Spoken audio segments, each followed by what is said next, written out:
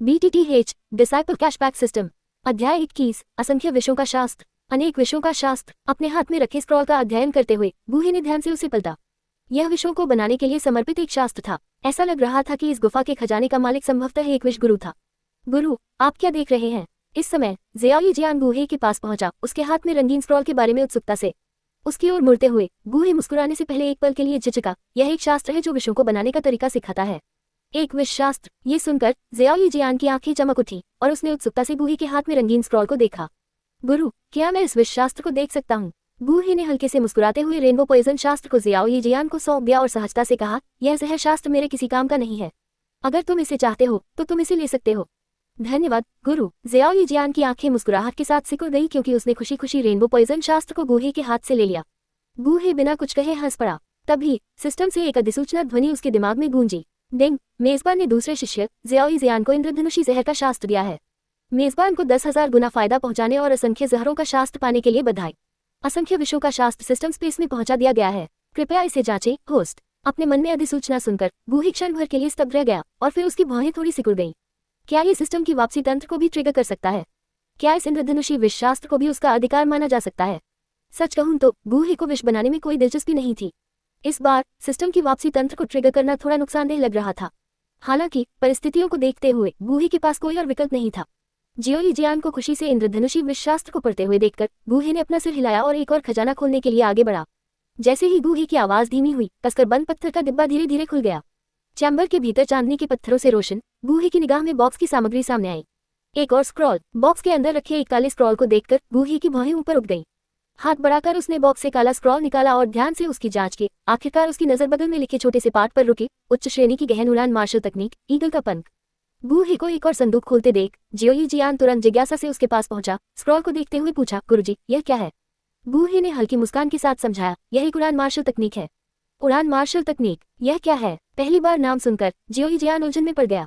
जबकि उसने आक्रमण तकनीक, बचाव तकनीक, चपलता तकनीक और बहुत कुछ के बारे में सुना था, ये पहली बार था जब उसे उड़ान मार्शल तकनीक शब्द का सामना करना पड़ा। बिल्कुल जैसा कि नाम से पता चलता है, ये तकनीक किसी व्यक्ति को आकाश में उड़ने में सक्षम बनाती है। बूहे ने आगे बताया। उड़ान? क्या यह एक ऐसी प्रतिभा नहीं है जो आमतौर पर कम से कम डू स्पिरिट स्तर के विशेषज्ञों के पास होती है?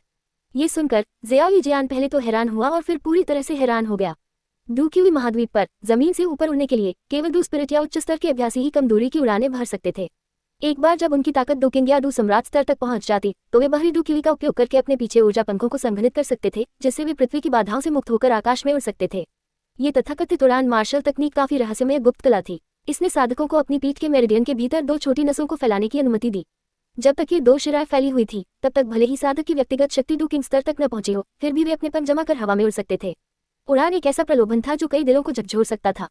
कई विशेषज्ञ उड़ान के आकर्षण के लिए अथक रूप से अप्राप्य प्रतीत होने वाले डू किंग स्तर का पीछा करते रहे।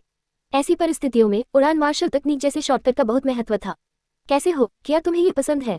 ज़ियाओ जियान की उत्सुक अभिव्यक्ति को देखकर बूहे ने हल्के से मुस्कुराया, फिर उसे उड़ान मार्शल तकनीक सौंपते हुए कहा, चूंकि तुम्हें ये पसंद है इसलिए मैं इसे तुम्हें देता हूँ। इसे अपने शिक्षक द्वारा दिया जाने वाला तीसरा उपहार समझो। सच में? ये सुनकर ज़ियाओ जियान क्षण भर के लिए स्तब्ध रह गई और फिर उसका चेहरा उत्साह से चमक उठा। बचपन से उसे सबसे अधिक ईर्ष्या आकाश में स्वतंत्र रूप से उड़ते पक्षियों से होती थी। अब उड़ान मार्शल तकनीक का ये स्क्रॉल उसे उड़ने की क्षमता भी प्रदान करेगा। वह कैसे खुश नहीं हो सकती थी? बस उड़ान मार्शल तकनीक का एक स्क्रॉल और तुम इतनी खुश हो?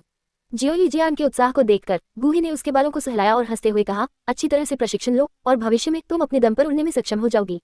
हाँ मास्टर। ज़ियाओ जियान ने उत्सुकता से सिर हिलाया। उसके विचार पूरी तरह से उसके हाथों में उड़ान मार्शल तकनीक पर केंद्रित थे। बूहे मुस्कुराया और फिर अंतिम खजाने की पेटी खोलने के लिए आगे बढ़ा। अंतिम पेटी के अंदर एक बार फिर एक स्क्रॉल था। इसे खोलने पर बूहे ने पाया कि यह एक उच्च श्रेणी की गहन स्तरीय मार्शल तकनीक थी। जंगली शेर की दहाड़, पूर्ण विराम। स्क्रॉल को अपने हाथ में घुमाते हुए बूहे ने इसे अरुचिकर पाया और लापरवाही से इसे अपनी स्थानिक अंगूठी में रख लिया। फिर कुछ और न पाकर गुफा को स्कैन करते हुए बूहे ने ज़ियाओ जियान की ओर रुख किया और कहा, शिष्य चलो जाओ। ओह ठीक है, मेरा इंतजार करो। ज़ियाओ जियान क्षण भर के लिए हैरान हो गई। फिर उसने दोनों स्क्रॉल को अपनी बाह के नीचे दबा लिया और फूलों की क्यारी की ओर तेजी से चली गई। जल्द ही वह 1 दर्जन ज़ेड बोतलें पकड़े हुए वापस लौटी। उसके चेहरे पर एक प्रसन्न मुस्कान थी। गुरु चलो। ज़ियाओ जियान को वस्तुओं के ढेर को सहलाते हुए और अपनी बाह के नीचे 2 स्क्रॉल को पकड़ते हुए देखकर बूहे के मुंह के कोने पर एक व्यंग्यात्मक मुस्कान आ गई। फिर एक शांत मुस्कान के साथ उसने एक स्थानिक अंगूठी निकाली और उसे सौंप दिया।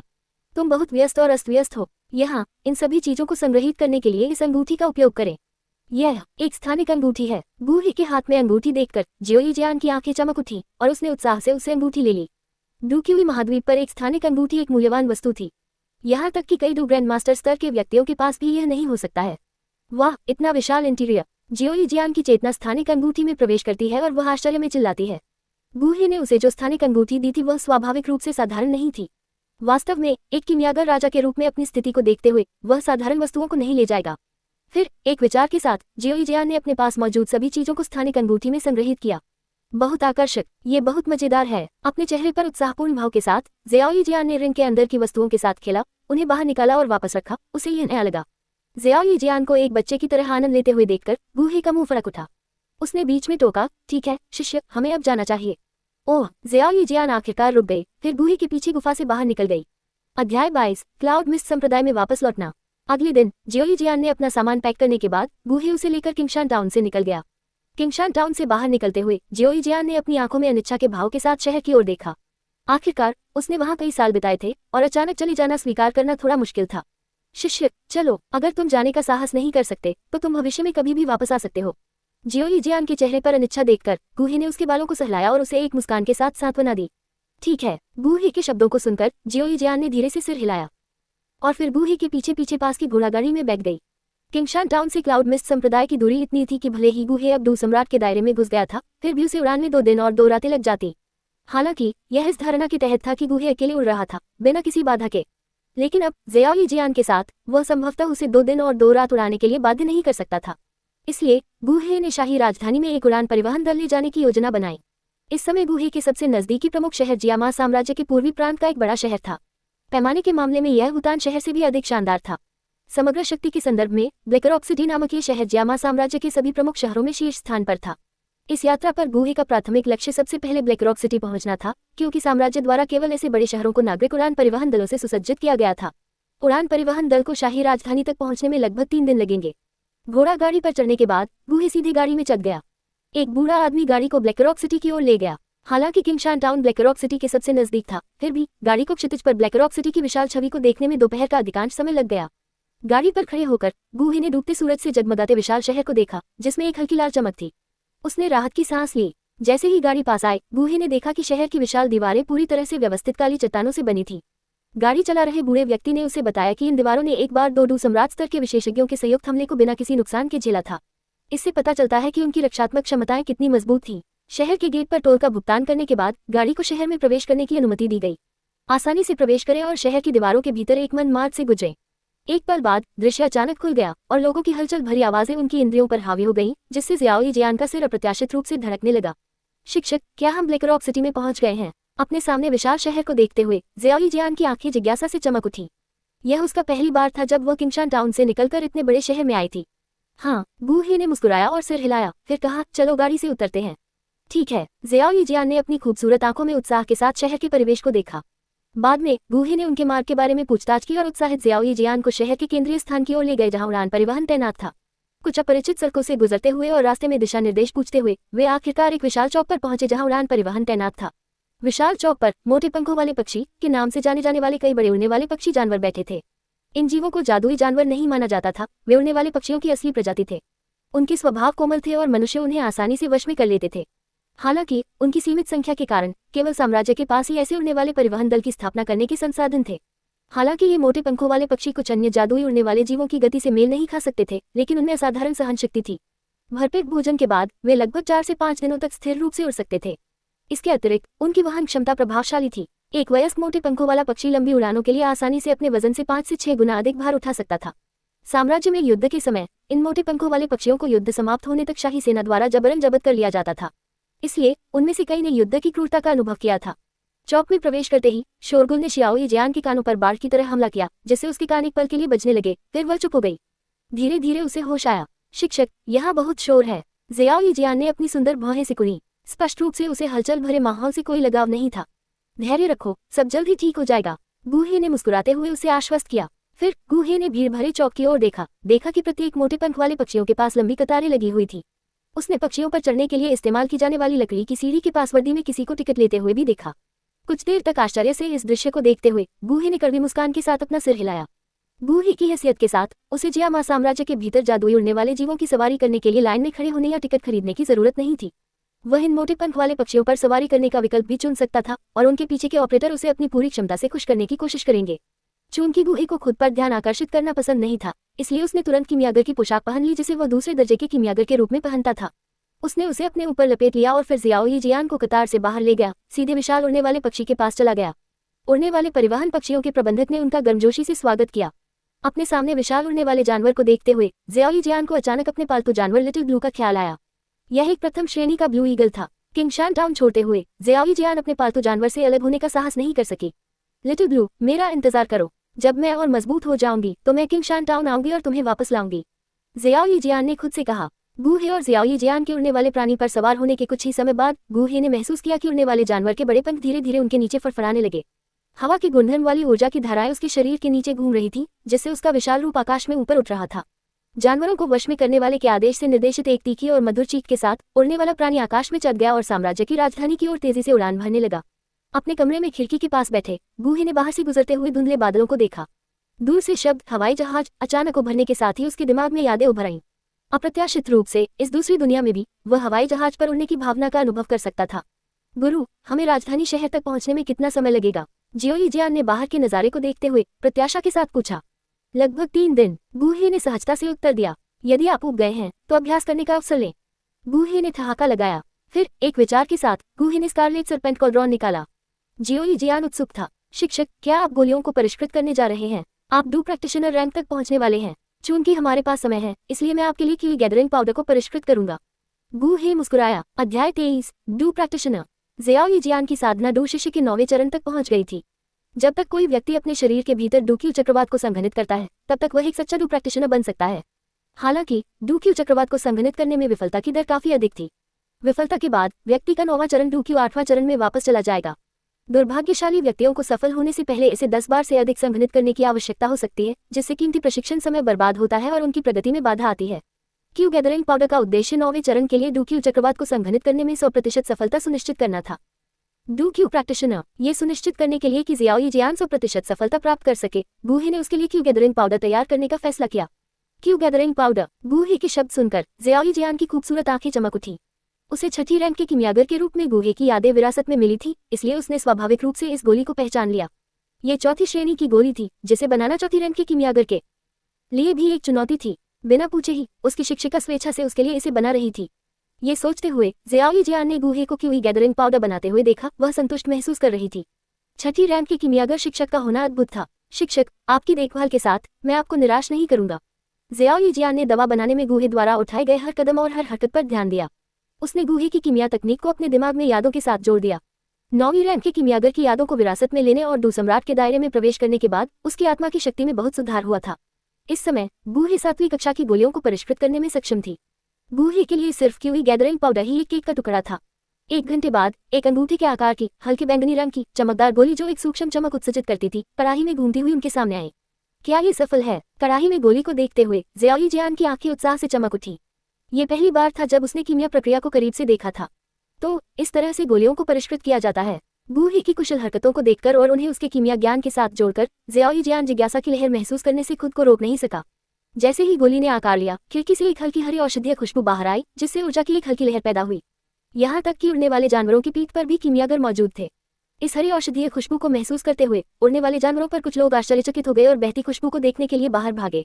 ये वास्तव में एक रंगीन औषधीय खुशबू है। कोई चौथी श्रेणी की गोली को परिष्कृत कर रहा है। मुझे उम्मीद नहीं थी कि यहाँ एक चौथी श्रेणी का कीमियागर होगा। लोग उत्साह से चर्चा कर रहे थे, उस कमरे को घूर रहे थे जहाँ गूहे थी। आखिरकार केवल जब एक गोली चौथी श्रेणी में पहुंचती है तो वह रंगीन औषधीय खुशबू पैदा कर सकती है। इससे संकेत मिलता है कि गोली को परिष्कृत करने वाला व्यक्ति कम से कम चौथे दर्जे का कीमियागर था। यह महसूस करते हुए लोगों ने उस कमरे की ओर देखा जहाँ गूहे थे, विस्मय के भाव दिखाते हुए। कमरे में गूहे ने पहले से ही क्यूई गैदरिंग पाउडर को बोतलों में भर लिया था, जिसे उन्होंने परिष्कृत किया था। शिष्य, इस समय के दौरान इस क्यूई गैदरिंग पाउडर का सेवन करें। यूनान संप्रदाय में पहुंचने से पहले डूकी हुई चक्रवात को संघनित करने का प्रयास करें। गूहे ने एक फीकी मुस्कान के साथ शीशी को जियाओ यीजियान को सौंप दिया। हाँ, धन्यवाद गुरु। जियाओ यीजियान ने अपने चेहरे पर कृतज्ञता भरी मुस्कान के साथ शीशी ली। इसे जल्दी से खा लो, गूहे ने मुस्कुराते हुए कहा। मैं तुम्हारा ख्याल रखूंगा। ठीक है। जियाओ यीजियान ने प्यार से सिर हिलाया और हरी गोली को बाहर निकाल दिया। चमकदार क्यूई गैदरिंग पाउडर को देखते हुए जियाओ यीजियान ने मीठी मुस्कान के साथ मुस्कुराया। उसने फिर से उस मनमोहक खुशबू को सूंघा, अपने होठों को चाटा और बिना किसी हिचकिचाहट के गोली को अपने मुंह में डाल लिया। जैसे ही क्यूई गैदरिंग पाउडर उसके मुंह में गया, उसके भीतर एक हल्की ठंडक फैल गई। एक पल के बाद गर्म और शुद्ध ऊर्जा की एक लहर दौड़ गई उसके शरीर में। ज़ियाओ यीजियान का नाजुक शरीर कांप उठा। एक शांत चेहरे के साथ उसने जल्दी से डूक्यू को अवशोषित करने के लिए हाथ की मुहरें बनाई। उसकी सांस धीरे धीरे स्थिर हो गई क्योंकि उसके भीतर की बेहोश डूक्यू ने प्रतिक्रिया दी और शक्तिशाली औषधीय शक्ति के साथ जुड़ गई। आत्मसात करने की एक उन्मत्त प्रक्रिया शुरू हुई। छोटी सी कमरे में शांत हवा अचानक लहराने लगी। हवा से धुंधली सफेद डूक्यू के धागे रिस रहे थे, लगातार ज़ियाओ यीजियान के शरीर में प्रवेश कर रहे थे। उसके होंठ काटते हुए उसकी मेरिडियन के भीतर ऊर्जाओं की टकराव ने दर्दनाक संवेदनाओं के फटने का कारण बना। उसके भीतर डूक्यू ने हरे और शुद्ध ऊर्जा के गुच्छों को ढांक दिया। गहन आत्मसात के माध्यम से हरी ऊर्जा धुंधली सफेद डूक्यू में बदल गई और इस सुदृढ़ीकरण के साथ ज़ियाओ यीजियान के शरीर के भीतर डूक्यू का पैमाना स्पष्ट रूप से तेज गति से फैल गया। शुद्ध औषधीय शक्ति लगातार आत्मसात हो रही थी, फिर भी ऐसा लग रहा था जैसे यह एक अंतहीन धारा हो। हर बार जब डूक्यू ने औषधीय शक्ति का एक बैच आत्मसात किया तो एक और भी बड़ी हरी ऊर्जा आगे बढ़ी। उसके शरीर के भीतर चल रहे आत्मसात और बाहरी डूक्यू के निरंतर संचार के माध्यम से ज़ियाओ यीजियान के आंतरिक डूक्यू ने धीरे धीरे उसके अधिकांश मेरिडियन को भर दिया था। आत्मसात जारी रहा और जैसे जैसे शक्तिशाली औषधीय शक्ति की गति कमजोर होती गई, शक्ति के तेजी से विकास में तल्लीन ज़ियाओ यीजियान ने अचानक पाया कि उसके शरीर के भीतर डूक्यू एक ऐसे बिंदु तक फैल गया था जहां यह नहीं बढ़ सकता था। बूम! एक पल के बाद एक नर्म दबी हुई आवाज चुपचाप ज़ियाओ यीजियान के शरीर के भीतर गूंज उठी। दबी हुई विस्फोट की आवाज के साथ ज़ियाओ यीजियान को थका देने वाला प्रतिरोध पतली हवा में गायब हो गया। राहत की सांस लेते हुए वह नीचे गिर गई। उसका पूरा शरीर थका हुआ महसूस कर रहा था और उसकी छाती हिंसक रूप से धड़क रही थी। इसके बाद अपने भीतर डूक्यू चक्रवात के सफलतापूर्वक बनने का एहसास करते हुए ज़ियाओ यीजियान उत्साह से पास के गूहे की ओर मुड़ी। गुरुजी, मैंने कर दिखाया। गूहे ज़ियाओ यीजियान की सफलता की प्रक्रिया को देख रहा था। उसके शब्दों को सुनकर उसने मुस्कुराते हुए सिर हिलाया। हाँ, मैंने इसे देखा। शिष्य, डू प्रैक्टिशनर बनना मजबूत बनने की दिशा में केवल पहला कदम है। आगे का रास्ता अभी भी लंबा है, गूहे ने मुस्कुराते हुए सलाह दी। हाँ गुरुजी, मैं समझ गया। ज़ियाओ यीजियान ने चंचलता से सिर हिलाया। उसके चेहरे पर उत्साह झलक रहा था। अपने शुरुआती उत्साह के बीच जाने के बाद ज़ियाओ यीजियान अपने नए स्तर को स्थिर करने के लिए लगन से कमरे में बैठ गई। इस बीच गूहे की चेतना सिस्टम स्पेस में प्रवेश कर गई। सिस्टम स्पेस के भीतर गूहे ने शून्य में लटके हुए काले स्क्रॉल को देखा और चुपचाप आदेश दिया, सिस्टम, असंख्य जहरों के स्क्रॉल को निकालो। जैसे ही उसके शब्द निकले, उसके दिमाग में तुरंत सूचनाओं का प्रवाह होने लगा। गूहे ने इसे हल्के में नहीं लिया, बल्कि अपने मन को एकाग्र किया और ध्यानपूर्वक जानकारी को आत्मसात किया। अध्याय 24, असामान्य जहर के सूत्र। कमरे में गूहे ने अपनी आंखें कसकर बंद कर ली, पूरी तरह से अपने मन में जानकारी को अवशोषित करने में लीन हो गया। आधे घंटे बाद गूहे की पलकें थोड़ी झपकी और उसने धीरे से अपनी आंखें खोली, जिससे आश्चर्य का संकेत मिला। मूल रूप से गूहे को जहर बनाने में कोई दिलचस्पी नहीं थी। हालांकि असंख्य जहरों के स्क्रॉल में दर्ज जानकारी प्राप्त करने के बाद उसका दृष्टिकोण अचानक बदल गया। ऐसा लग रहा था कि जहर का मास्टर बनना काफी पेचीदा था। असंख्य जहरों के स्क्रॉल में न केवल अनोखे जहरीले पदार्थों को बनाने की विभिन्न विधियां थीं, बल्कि जहर के रास्ते की कई गुप्त तकनीकें भी थीं। अगर वह अंदर की सामग्री में महारत हासिल कर लेता तो वह बिना कोई निशान छोड़े प्रभावी ढंग से मार सकता था, जिससे विरोधी रिक्शाहीन हो जाते। बढ़िया सामान। अपने मन में मौजूद विभिन्न असामान्य जहर के फार्मूलों और गुप्त तकनीकों के बारे में सोचते हुए गूहे के मुंह के कोने पर एक मुस्कान आ गई। 3 दिन बीत गए और जल्द ही उड़ने वाला जानवर शाही राजधानी में पहुंच गया। जैसे ही वे राजधानी के पास पहुंचे, गूहे ने लैंडिंग का इंतजार नहीं किया। वह सीधे ज़ियाओ यीजियान को लेकर युनलैन संप्रदाय की ओर चल पड़ा। युनलैन संप्रदाय युनलैन पर्वत के ऊपर स्थित था, जो राजधानी से केवल कुछ दर्जन मील की दूरी पर था। दोनों काफी करीब थे, एक दूसरे पर निर्भर दो विशाल संस्थाओं की तरह। ज़ियाओ यीजियान को उठाकर गूहे बर्फीले सफेद पहाड़ की चोटी की ओर उड़ गया, जो आकाश को चीरता हुआ प्रतीत हो रहा था। गूहे के लिए कई दर्जन मील की दूरी केवल आधे घंटे की यात्रा थी। शिष्य, हम युनलैन संप्रदाय में पहुंच गए हैं। आकाश में गूहे ने नीचे देखा और ज़ियाओ यीजियान से कहा, जो उसके आलिंगन में था। उसके शब्दों पर ज़ियाओ यीजियान की खूबसूरत आंखें नीचे की ओर मुड़ गईं। उसकी निगाहें पहाड़ के तल से क्षितिज तक फैली हरे पत्थर की सीढ़ियों पर पड़ी, जो स्वर्ग की ओर जाने वाली सीढ़ी की तरह लग रही थी। वाह, इतना ऊंचा पहाड़! ये युनलैन संप्रदाय है। आसमान में उड़ते हुए युनलैन पर्वत को देखकर ज़ियाओ यीजियान की आंखों में आश्चर्य की चमक आ गई और वह खुद को रोक नहीं पाए और चिल्ला उठी। गूहे ने ज़ियाओ यीजियान को उठाया और सीधे युनलैन पर्वत की ओर उड़ गया। घुमावदार पत्थर की सीढ़ियों के अंत में धुंध और बादलों के बीच विशाल पत्थरों से पूरी तरह से पक्का एक विशाल चौक था, जो पुरातनता और भव्यता का माहौल पैदा कर रहा था। चौक के बीच में एक विशाल पत्थर का स्मारक खड़ा था, जो बहुत ऊंचा था। इसमें सभी पिछले संप्रदाय के गुरुओं और व्यक्तियों के नाम दर्ज थे, जिन्होंने संप्रदाय में महत्वपूर्ण योगदान दिया था। अरे देखो, वह कौन है? युनलैन संप्रदाय के ऊपर उड़ने की हिम्मत किसने की? ऐसा लगता है कि वह गूहे है। ओह, तो ये ठीक है। ज़ियाओ यीजियान को उठाते हुए गूहे सीधे युनलैन संप्रदाय के ऊपर उड़ गया। स्वाभाविक रूप से कई लोगों का ध्यान आकर्षित किया और चर्चाओं की लहर को जन्म दिया। युनलैन संप्रदाय के भीतर एक मचान पर युन ने अपनी खूबसूरत आंखों में उलझन के संकेत के साथ शून्य में सफेद आकृति को देखा। एल्डर गूहे 1 महीने के बाद संप्रदाय में लौट आए। इसके अलावा वह एक लड़की को वापस लाए। इस लड़की की पहचान क्या है? Tap tap tap. तभी युन के पीछे से कदमों की एक हल्की आवाज आई। शिक्षक, क्या हो रहा है? एक मधुर और प्राचीन जैसी हंसी के बाद एक सुंदर चांद सफेद गाउन में एक आकृति पीछे से यूनियन के पास आई। महिला ने एक चौड़ी आस्तीन और कसी कमर वाला चांद सफेद लबादा, जिस पर एक नाजुक चांदी की बेल्ट थी जो उसकी पतली कमर को पूरी तरह से दिखा रही थी। नाजुक हाथों और कोमल चर्बी जैसी त्वचा के साथ उसके चेहरे की विशेषताएं और एक आकर्षक मुस्कान थी जिसमें एक अलौकिक लालित्य की झलक थी। उसकी कोमल मुस्कान में भी दूर की एकांतता का स्पर्श था। उसके कोमल कानों के लोबों को हरे रंग की जेड पेंडेंट की एक जोड़ी सजा रही थी, जो धीरे धीरे हिल रहे थे, जैसे पहाड़ की धारा और चट्टान द्वारा बजाई गई मधुर धुन जैसी कोमल झंकार पैदा हो रही थी। एल्डर गूहे वापस आ गए हैं। आवाज सुनकर यूनियन ने अपने पीछे खड़ी महिला की ओर देखने के लिए अपना सिर घुमाया। यान रैन, सगाई को रद्द करने के लिए इस्तेमाल की जाने वाली गैदरिन की हुई बोली को एल्डर गूहे ने व्यक्तिगत रूप से परिष्कृत किया था। कल मैं आपको एल्डर गूहे को व्यक्तिगत रूप से धन्यवाद देने के लिए ले जाऊंगा। महिला का अचानक प्रकट होना कोई और नहीं बल्कि यूनियन की प्रत्यक्ष शिष्या नालन यान रैन थी। हाँ, मैं समझ गया गुरु। उसके शब्दों पर नालन यान रैन की खूबसूरत आंखें आसमान में सफेद आकृति की ओर मुड़ गईं। उसकी नजर में सम्मान का भाव था। संप्रदाय गुरु के प्रत्यक्ष शिष्य के रूप में नालन यान रैन ने गूहे के हाथों से कई साधना अमृत प्राप्त किए थे और स्वाभाविक रूप से उनका बहुत सम्मान किया था। ओह! अचानक एक नर्म विस्मयादिबोधक ध्वनि सुनाई दी। नालन यान रैन ने आश्चर्य से गूहे की बाहों में लड़की को देखा। एल्डर गूहे किसी को क्यों उठाए हुए हैं? शायद वह एल्डर गूहे द्वारा हाल ही में स्वीकार की गई एक नई शिष्या है। यूनियन ने मन ही मन अनुमान लगाया। अगर ऐसा होता तो वे शायद इस यात्रा के लिए उचित स्वागत उपहार तैयार करने की आवश्यकता है। यान रैन, साधना में आपकी हाल की प्रगति कैसी रही है? एक बार जब गूहे की आकृति आकाश में गायब हो गई तो यूनियन ने अपनी नजर बगल में बैठी लड़की पर डाली। उसके सवाल पर नालन यान रैन के खूबसूरत चेहरे पर मुस्कान आ गई और उसने मीठी आवाज में जवाब दिया, गुरु, मैं 4 सितारा डू प्रैक्टिशनर तक पहुंच गई हूँ। 4 सितारा डू प्रैक्टिशनर बुरा नहीं है। यूनियन की आंखों में संतुष्टि दिखाई दी, लेकिन उसने फिर भी मार्गदर्शन दिया।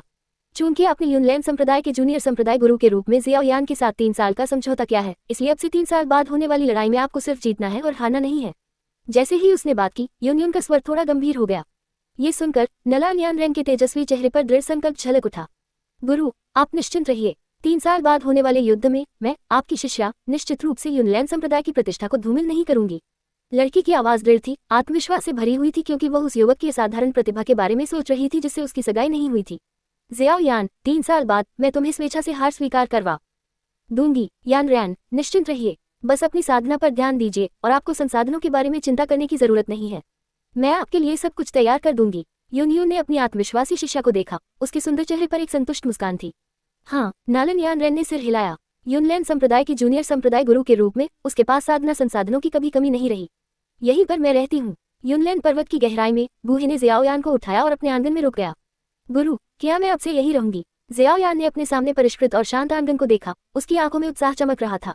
यह आप पर निर्भर है। गूहे ने सहजता से उत्तर दिया। आप चाहे तो कोई दूसरा निवास चुन सकते हैं या आप इस आंगन में कोई कमरा चुन सकते हैं। ये काफी विशाल है। तो शिष्य निश्चित रूप से आपके साथ रहेगा गुरु, जियो यीजियान ने बिना किसी हिचकिचाहट के कहा। यूनलैंड संप्रदाय में वह केवल अपने गुरु को जानती थी, इसलिए कहीं और रहना उसके लिए ठीक नहीं होगा। इसके अलावा अपने गुरु के साथ रहने से मार्गदर्शन प्राप्त करने में सुविधा होगी। हे, जैसी आपकी इच्छा, जब तक आप खुश हैं। गूहे ने प्यार से जियो यान के बालों को सहलाया। गुरु, गुरु। तभी आंगन के बाहर से कुछ पुकारें सुनाई दी। अगले ही पल एक उत्साहित युवक आंगन में भागा। गुरु, आप वापस आ गए। अध्याय 25। टैटू आश्चर्य। शिक्षक, आप वापस आ गए। एक युवक उत्साह से भरे स्वर में गूहे के आंगन में भागा। आवाज सुनकर गूहे को पता चल गया कि वह कौन है। ज़ियाओ यीजियान के अलावा केवल उसके वरिष्ठ शिष्य लियू लिंग ने उसे शिक्षक कहा। हमेशा की तरह बेचैन, तुम्हारा शिष्टाचार कहाँ है? गूहे ने बिना पलटे ही लियू लिंग को डांटा। आमतौर पर वह एक सौम्य मार्गदर्शक का चित्रण करता था, लेकिन आज ज़ियाओ यीजियान के साथ लौटते हुए वह अनुशासन की भावना बनाए रखना चाहता था। लियू लिंग, जो उत्साह के साथ आंगन में आया था, डांट सुनकर रुक गया, फिर शर्मिंदगी से हंसा। शिक्षक, मैंने आपको इतने लंबे समय से नहीं देखा, मैं बहक गया। गूहे की कठोर अभिव्यक्ति बनी रही जब वह पलटा। उसने लियू लिंग के चेहरे के आधे हिस्से को धन के काले मुखौटे को देखा और उसने अपनी भौहें सिकुड़ते हुए कहा, तुमने ये क्या पहना है? लियू लिंग ने अपने चेहरे के आधे हिस्से को काले मुखौटे से ढक रखा था। क्या हो रहा है? ज़ियाओ यीजियान ने भी लियू लिंग पर ध्यान केंद्रित किया, उत्सुकता से उसका आकार लिया। यह उसके शिक्षक का वरिष्ठ शिष्य था, उसका वरिष्ठ मार्शल भाई। हालांकि वह थोड़ा सरल स्वभाव का लग रहा था। लियू लिंग की उत्तेजित अवस्था और मुखौटे को देखकर ज़ियाओ यीजियान खुद को बुदबुदाने से रोक नहीं पाई। शिक्षक, मैं। गूहे की असंतुष्टि सुनकर लियू लिंग ने सहज रूप से अपने चेहरे पर लगे मुखौटे को छुआ, फिर आह भरी, शिक्षक, मुझे मुखौटा उतारने दो, कृपया मुझे तंग मत करो। गूहे हैरान रह गया और थोड़ा हैरान, आपको तंग करूं? मैं ऐसा क्यों करूंगा? क्या आपको कोई दाना हो गया है? यह आपके द्वारा मुझे दी गई बैंगनी ईगल लो की वजह से है। लियू लिंग ने अपना सिर हिलाया और फिर गूहे की निगाहों के नीचे अपने चेहरे से मुखौटा हटा दिया। उन्हें आश्चर्य हुआ, लियू लिंग के दाहिने गाल पर बैंगनी ईगल पैटर्न था। आप पैटर्न को देखकर गूहे कुछ देर के लिए स्तब्ध रह गया। फिर उसने अपनी हंसी दबाते हुए पूछा, एक बैंगनी ईगल लो पैटर्न, ये तुम्हारे चेहरे पर कैसे आ गया? यह क्या है? एक टैटू। उनके बगल में ज़ियाओ जियान भी हैरान था, लेकिन मुस्कुराए बिना नहीं रह सका। ये वरिष्ठ शिष्य काफी दिलचस्प है ना? मुझे यकीन नहीं है कि क्या हुआ। जब मैंने बैंगनी ईगल लॉ को परिष्कृत किया तो मुझे यह मेरे चेहरे पर मिला। बू ही को अपनी हंसी रोकने की कोशिश करते देख लियूलिंग का चेहरा काला पड़ गया और उसने तुरंत मुखौटा वापस पहन लिया। लियूलिंग की प्रतिक्रिया पर बू ही चुपचाप हंसा। ये तथ्य कि लियूलिंग के शरीर पर बैंगनी ईगल लॉ पैटर्न था उसे आश्चर्यचकित नहीं करता था। बैंगनी ईगल लॉ एक अनोखी तरह की बीस लॉ थी और जो लोग इसे परिष्कृत करते थे उनके शरीर पर बैंगनी ईगल पैटर्न अंकित होता था। जब बू ही ने बैंगनी ईगल लॉ को परिष्कृत किया तो उसकी छाती पर बैंगनी ईगल पैटर्न था। उसे आश्चर्य हुआ कि पैटर्न लियूलिंग के चेहरे पर आ गया। आमतौर पर क्या ये छाती पर नहीं दिखाई देता? शिक्षक, आपने मुझे चिढ़ाने का वादा नहीं किया था। बू ही की खुशी देखकर लियूलिंग ने धीमी आवाज में विरोध किया। ये सुनकर बू ही ने जल्दी से अपनी हंसी दबा ली और आश्वस्त किया, ये ठीक है, चिंता मत करो। ये सिर्फ एक पैटर्न है और यह काफी अच्छा लग रहा है। वह झूठ नहीं बोल रहा था। बैंगनी ईगल पैटर्न बदसूरत नहीं था, ये वास्तव में काफी अच्छा लग रहा था। अगर यह छाती या कंधे पर दिखाई देता तो ये बहुत रहस्यमय होता। लेकिन समस्या ये थी कि लियूलिंग के चेहरे पर पैटर्न था। इससे भी अधिक हास्यास्पद ईगल की चोंच उसकी नाक की नोक तक फैली हुई थी। ये रहस्य के बारे में नहीं था, ये डरावना होने की सीमा पर था। चेहरे पर एक बड़ा पक्षी टैटू, ये काफी उत्तेजक होना चाहिए। सच में? बू ही की बातें सुनकर लियूलिंग ने पलकें झपकाई। कुछ गंभीरता से उसने पूछा, सच में? अगर तुम्हें मुझ पर यकीन नहीं है तो तुम मुझसे पूछ सकते हो। अपनी हंसी दबाते हुए बू ही ने सिर हिलाया और जिज्ञासु ज़ियाओ जियान की ओर इशारा किया। लियूलिंग जल्दी से ज़ियाओ जियान की ओर मुड़ा। उसकी निगाह में प्रत्याशा थी। ज़ियाओ जियान एक पल के लिए हैरान रह गई। उसने अपनी आंखें झपकाई और लियूलिंग के उम्मीद भरे भाव को देखा। फिर उसने हंसने की इच्छा के बावजूद अनिच्छा से सिर हिलाया। क्या ये वाकई अच्छा है? उन दोनों को सिर हिलाते हुए देखने के बाद लियूलिंग अपने चेहरे पर लगे मास्क को छूने से खुद को रोक नहीं पाया और आश्चर्यचकित हो गया। हालांकि जैसे ही उसने ज़ियाओ जियान को देखा उसे तुरंत एहसास हुआ कि वह अन्यथा स्वीकार करने में अनिच्छुक क्यों थी। उलझन में वह बू ही की ओर मुड़ा और पूछा, शिक्षक, ये कौन है? ओह, मैं आपका परिचय देना भूल गया। बू ही को अपनी गलती का एहसास हुआ और उसने ज़ियाओ जियान की ओर इशारा करते हुए कहा, यह मेरी नई शिष्या है। अब से वह आपकी जूनियर मार्शल बहन होगी। फिर वह ज़ियाओ जियान की ओर मुड़ा और कहा, प्रशिक्षु, यह आपका वरिष्ठ मार्शल भाई लियूलिंग है। ये सुनकर ज़ियाओ जियान ने भी अपनी मुस्कान को दबा दिया और गंभीरता के साथ उसने लियूलिंग को बधाई दी। नमस्कार वरिष्ठ मार्शल भाई। एक नया शिष्य, मेरी जूनियर मार्शल बहन। ये सुनकर लियूलिंग थोड़ा हैरान हो गया। शिक्षक थोड़ी देर के लिए बाहर गए और एक जूनियर मार्शल बहन को वापस लाए। तुम वहाँ क्यों खड़े हो? चकित। तुम्हारी जूनियर मार्शल बहन तुम्हें नमस्कार कर रही है, बूही ने डांटा जब उसने देखा कि लियूलिंग अभी भी खड़ा है। उसका मुंह हिल रहा है। यह आदमी आज इतनी मूर्खतापूर्ण हरकतें क्यों कर रहा है? बूही की फटकार सुनकर लियूलिंग वास्तविकता में वापस आ गया और माफी मांगते हुए जियो जियान को देखा। अजीब तरह से कहा, नमस्ते जूनियर मार्शल बहन। फिर उसने एक पल के लिए सोचा, अपनी स्टोरेज रिंग से एक नाइट यूमिनस्पल निकाला और इसे जियो जियान को सौंपते हुए कहा, जूनियर मार्शल बहन, जैसा कि हम पहली बार मिल रहे हैं, मैं आपको ये नाइट यूमिनस्पल भेंट करता हूँ। ये सद्भावना का एक छोटा सा प्रतीक है। मुझे उम्मीद है कि आपको ये बहुत खराब नहीं लगेगा। लियूलिंग के हाथ में नाइट यूमिनस्पल देखकर जियो जियान की आंखें चमक उठी। कितना सुंदर मोती! वह उसे लेने के लिए आगे बढ़ने ही वाली थी कि अचानक बूही की आवाज ने बीच में टोका, बस एक छोटा सा मोती, क्या ये तुम्हारा बधाई उपहार है? क्या तुम एक वरिष्ठ मार्शल भाई के रूप में इस तरह से काम करते हो? इतने कंजूस! बूही के स्वर में असंतोष और तिरस्कार था, मानो लियूलिंग के हाथ में नाइट यूमिनस्पल कुछ और नहीं बल्कि एक कबाड़ का टुकड़ा था। ये सुनकर ज़ियाओ जियान ने तुरंत अपना हाथ वापस खींच लिया। ये देखकर लियूलिंग के होंठ थोड़े से फड़क उठे और उसके चेहरे पर शर्मिंदगी फैल गई। उसने अपने हाथ में नाइट यूमिनस्पल को देखा और अपने जीवन के विकल्पों पर संदेह करना शुरू कर दिया। एकमात्र कबाड़ का टुकड़ा? क्या ये नाइट यूमिनस्पल वास्तव में उतना ही भयानक था जितना उसके शिक्षक ने दावा किया था? उसने जानबूझकर इसे जूनियर मार्शल सिस्टर नालन को देने के लिए खरीदा था। एक पल के लिए हिचकिचाने के बाद लियूलिंग ने अजीब तरह से नाइट यूमिनस्पल को दूर रख दिया। जूनियर मार्शल बहन, मुझे सच में खेद है। सीनियर मार्शल भाई ने पहले से ठीक से तैयारी नहीं की। क्या मैं कल आपको एक उचित उपहार देकर इसकी भरपाई कर सकता हूँ? लियूलिंग ने माफी मांगते हुए मुस्कुराने में कामयाब रहा। कल को छोड़ दे। आपकी जूनियर मार्शल बहन को एक आसान कढ़ाई की जरूरत है। आप उसे अपनी कढ़ाई क्यों नहीं दे देते? बूही की आवाज फिर से गूंज उठी। अध्याय 26, शिष्य को प्रेरित करना। औषधि की कड़ाही। बूही के शब्दों को सुनकर लियूलिंग एक पल के लिए झिझका। उसके चेहरे पर अनिश्चितता के भाव दिखाई दिए। उसके हाथ में जो कड़ाही थी वह बूही की स्कारलेट सर्प की कड़ाही जितनी शक्तिशाली नहीं थी, लेकिन ये साधारण कड़ाही से कहीं बेहतर थी। उसने इसे अपने परिवार के प्रभाव का उपयोग करके हासिल किया था, जो कोई आसान उपलब्धि नहीं थी। जब वह इसे नई जूनियर मार्शल बहन को देने के बारे में सोच रहा था तो उसके लिए इसे छोड़ना थोड़ा मुश्किल था। लियूलिंग शाही राजधानी में लियू कबीले से था। हालांकि कबीले की ताकत शीर्ष 3 प्रमुख परिवारों के बराबर नहीं थी, फिर भी इसमें बूही के शिष्य बनने के बाद इस नए दर्जे ने लियू कबीले को कुछ प्रतिष्ठा दिलाई, जिससे उन्हें शीर्ष 3 परिवारों में भी थोड़ा सम्मान मिला, जिससे उनका प्रभाव और बढ़ गया। यह क्या है? तुम एक साधारण कड़ाही से अलग होने का जोखिम नहीं उठा सकते? बूही की आवाज में असंतोष की झलक थी। ऐसा नहीं है। ये देखकर कि उसके शिक्षक थोड़ा परेशान हो रहे थे, लियूलिंग ने जल्दी से समझाया, गुरु, ये कड़ाही मेरे लिए वाकई उपयोगी है। क्या होगा, मैं कुछ दिनों में कबीले में वापस आऊं और अपनी छोटी मार्शल बहन के लिए एक चुनूं। उपयोगी है ना? तो तुम इसे खुद इस्तेमाल कर सकते हो। ये सुनकर बूहे ने इस मामले पर आगे नहीं बढ़ाया और बेपरवाही से कहा, मैं तुम्हें अगले महीने स्कारलेट सरपेंट कड़ाही देने की योजना बना रहा था, लेकिन चूंकि तुम्हारे पास पहले से ही एक कड़ाही है जिसे तुम सहज हो, चलो इसे भूल जाते हैं। स्कारलेट सरपेंट कड़ाही, इसे मुझे दे दो। गूहे के शब्दों को सुनकर लियूलिंग के हाव भाव बदल गए। लियूलिंग ने गूहे की स्कारलेट सरपेंट कड़ाही देखी थी। यह 420 वाली कड़ाही थी जिसे वह पाने के लिए तरस रहा था। हालांकि जब लियूलिंग ने अतीत में इसे उधार लेना चाहा था तब भी गूहे ने मना कर दिया था, लेकिन अब गूहे कह रहा था कि वह स्कारलेट सरपेंट कॉलरॉन लियूलिंग को देना चाहता था। लियूलिंग को इस पर विश्वास करना मुश्किल लगा। क्या स्कारलेट सरपेंट कॉलरॉन उसके शिक्षक की सबसे बेशकीमती संपत्ति नहीं थी? वह उसे कैसे दे सकता था? शिक्षक मजाक कर रहा होगा। हालांकि फिर भी लियूलिंग ने अभी भी गूहे को उम्मीद के साथ देखा और धीरे से पूछा, शिक्षक क्या आप गंभीर हैं? ये सुनकर गूहे अंदर ही अंदर हंसे, लेकिन उनके चेहरे पर एक नाखुशी का भाव बना रहा। क्या तुम सोचते हो कि मैं भी तुम्हारी तरह तुच्छ हूँ? एक मामूली कड़ाही पर झगड़ना। इसके अलावा तुम्हारे शिक्षक ने तुमसे कब झूठ बोला है? अगर तुम वाकई अपनी कबाड़ की कड़ाही से अलग होने का साहस नहीं कर सकते तो मैं तुम्हें मजबूर नहीं करूंगा। मैं अपनी स्कारलेट सर्प की कड़ाही तुम्हारी कनिष्ठ मार्शल बहन के लिए छोड़ दूंगा। किसने कहा कि मैं इसे अलग होने का साहस नहीं कर सकता? बूहे की पुष्टि के साथ लियूलिंग का रवैया पूरी तरह से बदल गया और वह अजीब तरह से हंसा। शिक्षक, आपकी स्कारलेट सर्प की कड़ाही एक 420 वाली कड़ाही है और मेरी कनिष्ठ मार्शल बहन की वर्तमान ताकत के साथ वह भी इसका उपयोग नहीं कर सकती है।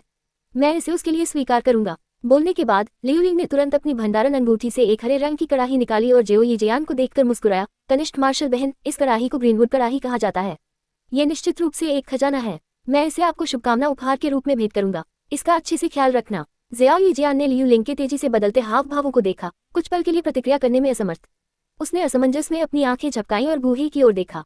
चूंकि तुम्हारा वरिष्ठ मार्शल भाई इसे तुम्हें दे रहा है, इसलिए आगे बढ़ो और इसे स्वीकार करो। गूहे ने मुस्कुराते हुए जेओ यीजियान की ओर सिर हिलाया। ठीक है। जेओ यीजियान ने आखिरकार सिर हिलाया, अपने सामने ग्रीनवुड कॉलरॉन को खुशी से देखते हुए।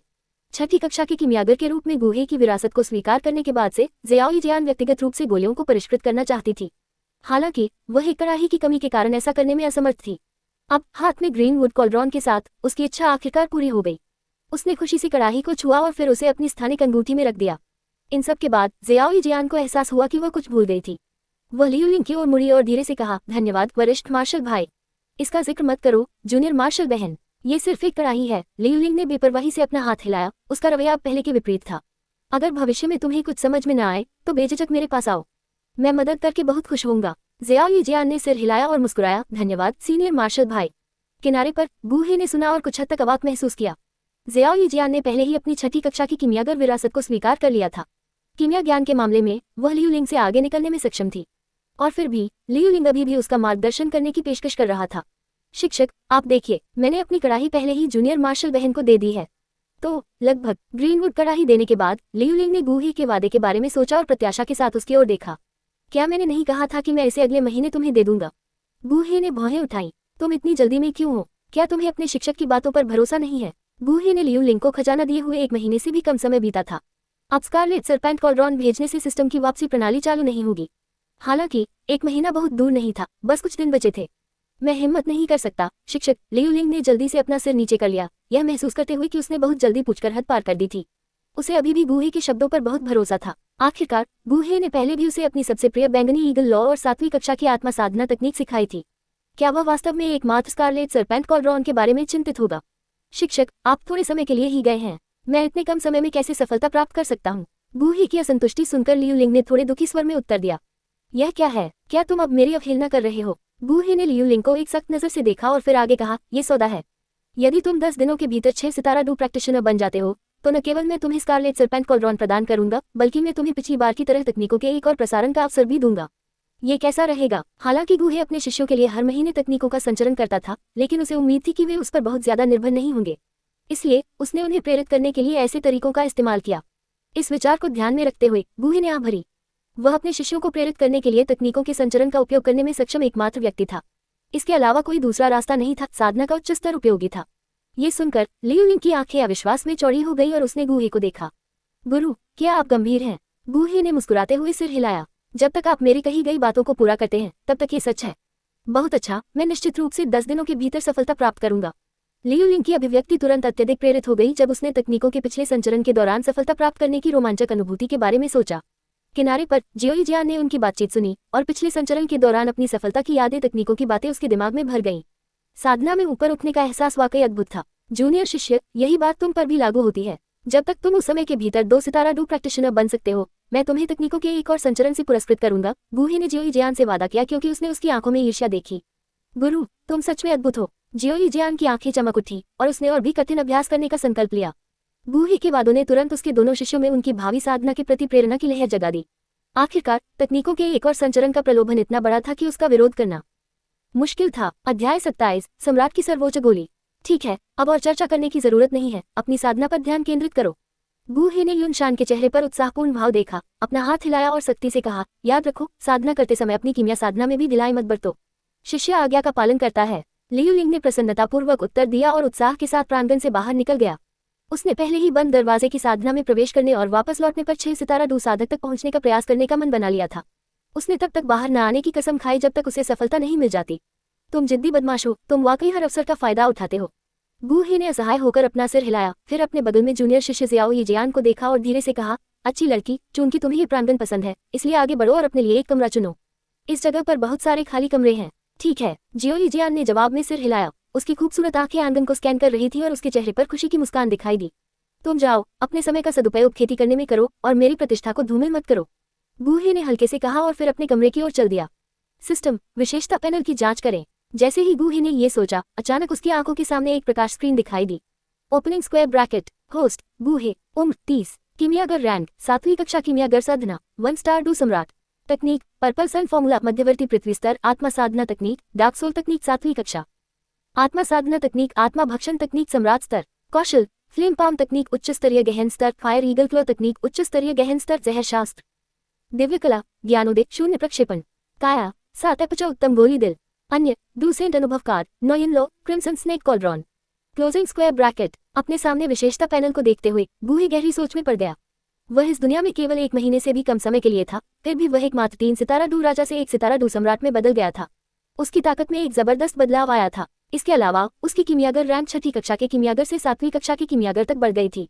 ये कहा जा सकता है कि गूही ने अपना पहला लक्ष्य हासिल कर लिया था, ताकत का एक ऐसा स्तर हासिल करना जो खुद की रक्षा कर सके। एक 7वीं कक्षा का कीमियागर एक डू सम्राट की ताकत के साथ उसे जियामा साम्राज्य में आत्मविश्वास के साथ आगे बढ़ने की अनुमति देने के लिए पर्याप्त था। आखिरकार 7वीं कक्षा के कीमियागर के रूप में उसकी स्थिति के साथ जियामा साम्राज्य में कोई भी उसे अपमानित करने की हिम्मत नहीं करेगा। लेकिन ये पर्याप्त नहीं था। गूही कभी भी ऐसा व्यक्ति नहीं था जो आसानी से यथास्थिति से समझौता कर लेता। इसके अलावा जियामा साम्राज्य के भीतर एक ऐसी शक्ति थी जिसने गूही को सावधान कर दिया। Soul hall. मूल कार्य को पढ़ने के बाद गूही स्वाभाविक रूप से समझ गया कि सोल हॉल के सदस्यों ने संभवतः जियामा साम्राज्य में घुसपैठ कर ली थी। ये स्पष्ट नहीं है कि युनशान ने पहले से ही सोल हॉल के सदस्यों के साथ गठबंधन किया है या नहीं। मूल कहानी में युनशान का जीवन अपने अंत के करीब था और उसने अनिच्छा से सोल हॉल के साथ गठबंधन किया। आखिरकार सोल हॉल की मदद से वह सफलतापूर्वक डू सम्राट क्षेत्र में प्रवेश कर गया। इसके अलावा बाद में सोल हॉल की सहायता से युनलैन संप्रदाय के कई बुजुर्ग भी सफलतापूर्वक डू सम्राट क्षेत्र में आगे बढ़े। ऊपरी तौर पर सोल हॉल की सहायता से युनलैन संप्रदाय की समग्र शक्ति में बहुत वृद्धि हुई। हालांकि उन्हें पता नहीं था कि यह सब सोल हॉल की योजना का हिस्सा था। सोल हॉल का लक्ष्य केवल अपने स्वयं के आत्मा शरीर को मजबूत करना था। अंत में युनलैन संप्रदाय के सभी बुजुर्गों और यहाँ तक कि गूही के आत्मा शरीर को भी सोल हॉल के सदस्यों ने अपनी शक्ति बढ़ाने के लिए भस्म कर दिया। सोल हॉल के तरीकों के बारे में सोचते हुए गूही के चेहरे पर एक गंभीर भाव दिखाई दिया। सोल हॉल के सदस्य शक्तिशाली आत्मा शरीर को पकड़ने के लिए समर्पित थे। आत्मा शक्ति के मामले में कोई भी कीमियागरों की बराबरी नहीं कर सकता था। अगर 7वीं कक्षा के कीमियागर के रूप में उनकी सफलता की खबर फैलती तो वे संभवतः सोल हॉल का तत्काल लक्ष्य बन जाते। उनकी वर्तमान शक्ति को देखते हुए सोल हॉल के सदस्यों के साथ टकराव से कोई लाभ नहीं होगा। इस पर विचार करते हुए गूही को अचानक लगा कि उनकी वर्तमान स्थिति बेहद खतरनाक है। शक्ति, उन्हें अपनी शक्ति को बढ़ाने में तेजी लाने की जरूरत थी, चाहे कोई भी तरीका हो, जब तक कि इससे उनकी शक्ति बढ़ती रहे। इन विचारों के साथ गूही ने अपने गुण पैनल की जांच की और इस बात पर विचार किया कि अपनी शक्ति को और कैसे बढ़ाया जाए।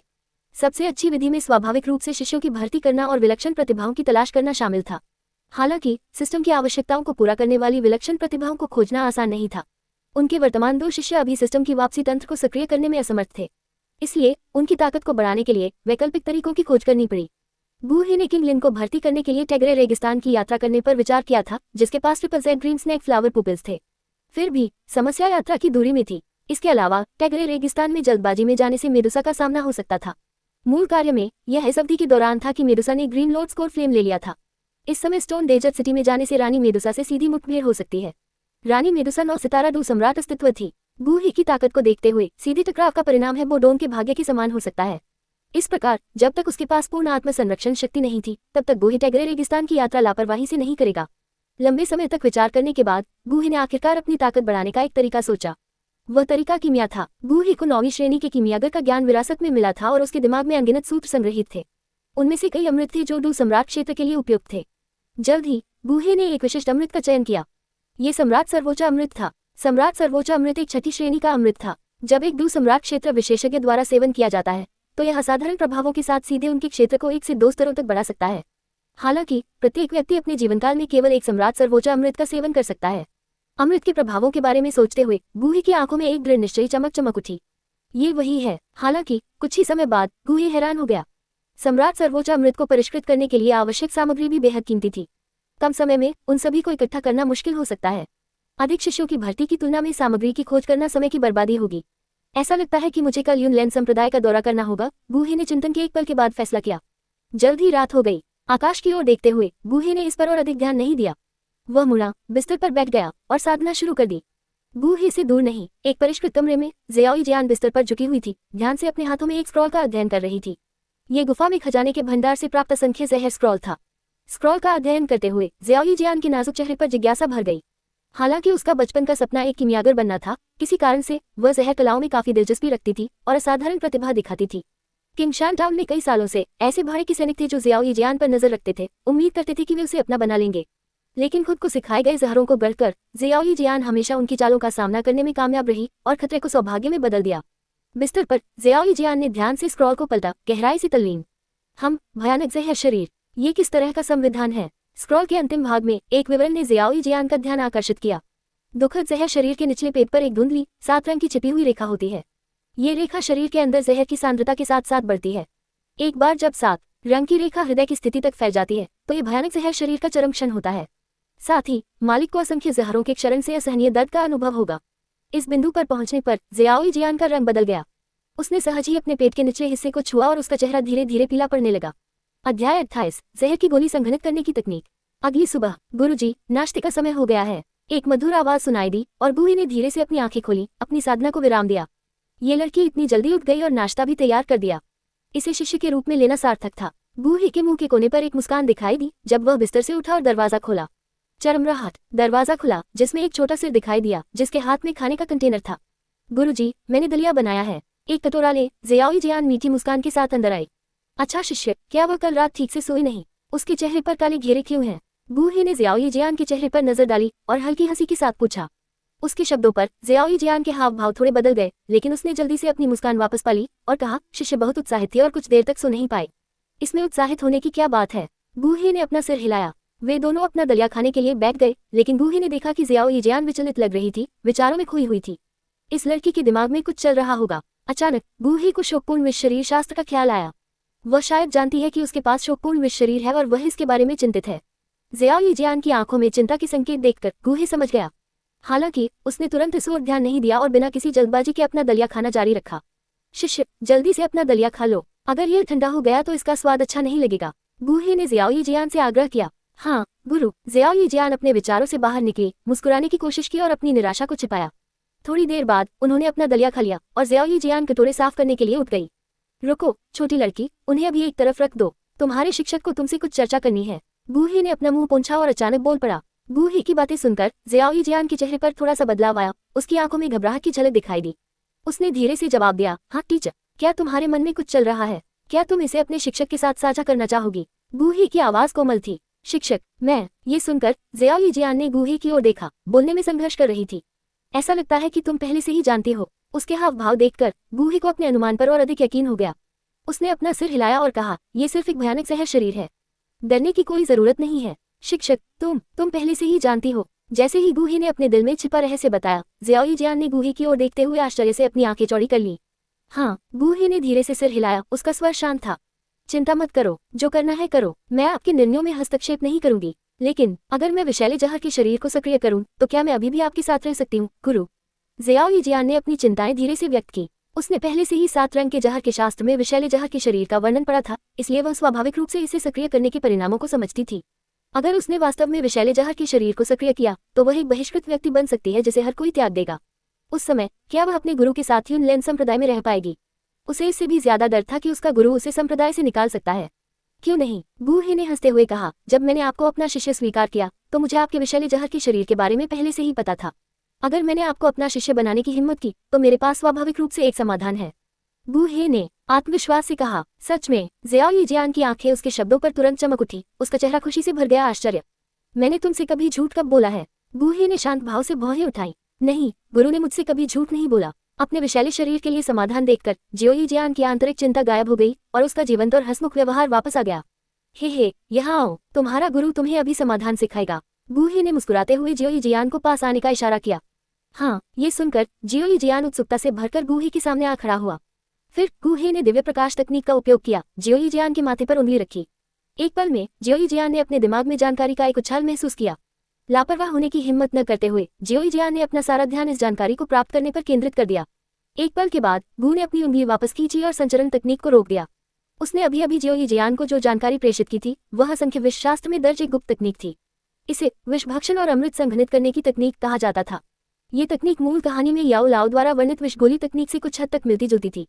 हालांकि प्रभावशीलता के मामले में विषभक्षण और अमृत संघनित करने की तकनीक विषगोली तकनीक से कहीं बेहतर थी।